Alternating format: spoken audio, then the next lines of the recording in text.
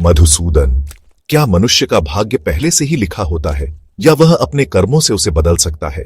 अर्जुन, यह एक गूढ़ प्रश्न है जिसे केवल तर्क से नहीं बल्कि अनुभव से समझा जा सकता है।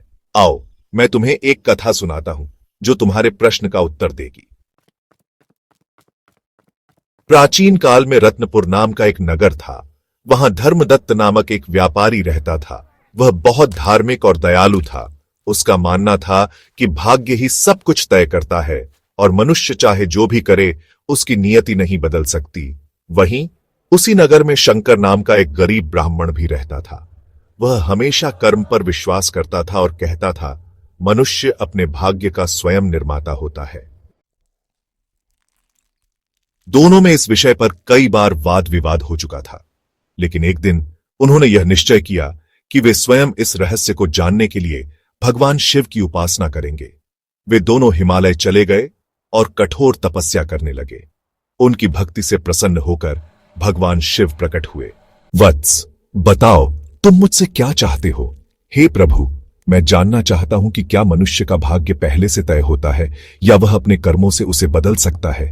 यह एक रहस्य है, लेकिन इसका उत्तर तुम्हें एक यात्रा के माध्यम से मिलेगा।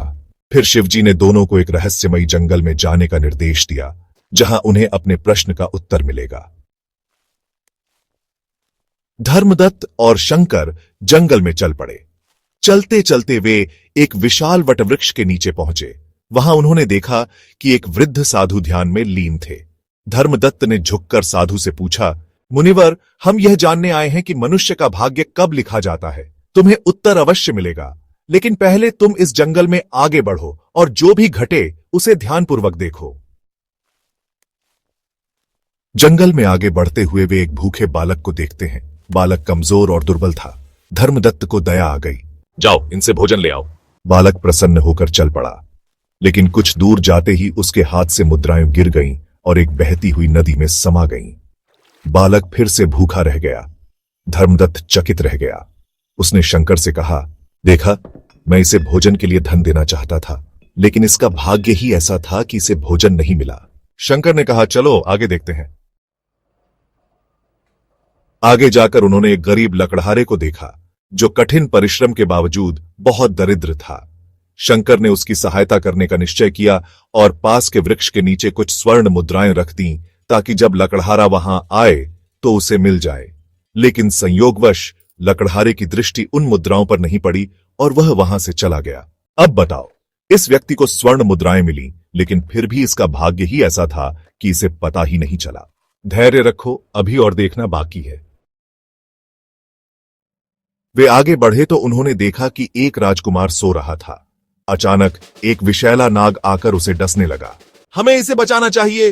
रुको, देखो क्या होता है। तभी एक तेज हवा चली जिससे पास का एक आम का पेड़ हिल गया। एक आम गिरा और सीधे नाग पर आ गिरा। नाग डरकर भाग गया और राजकुमार की जान बच गई। इसका क्या अर्थ हुआ? वे दोनों वापस उस साधु के पास पहुंचे और उन्हें अपनी पूरी यात्रा के बारे में बताया। अब समझे, भाग्य और कर्म दोनों का खेल चलता रहता है। वह भूखा बालक भूख से मरने वाला था, लेकिन तुम्हारे कर्मों ने उसकी मृत्यु को कुछ समय के लिए टाल दिया। वह लकड़हारा निर्धन रहने वाला था, लेकिन यदि उसने प्रयास किया होता तो उसे सोने की मुद्राएं मिल सकती थीं। वह राजकुमार मरने वाला था, लेकिन पूर्व जन्म में उसके अच्छे कर्मों के कारण प्रकृति ने उसे बचा लिया। तो क्या मनुष्य अपने भाग्य को बदल सकता है? भाग्य प्रारब्ध के अनुसार लिखा जाता है, लेकिन कर्म से उसे बदला जा सकता है। जो कर्म नहीं करता वह भाग्य के भरोसे रह जाता है, लेकिन जो कर्म करता है वह अपने भविष्य को नया आकार दे सकता है। हे पार्थ, यही सत्य है। भाग्य तुम्हारे अतीत के कर्मों का परिणाम है, लेकिन वर्तमान के कर्मों से भविष्य को बदला जा सकता है। मैं समझ गया केशव। अब मैं केवल कर्म पर ध्यान दूंगा और अपने भाग्य को स्वयं लिखूंगा। यही धर्म है अर्जुन, यही जीवन का सत्य है।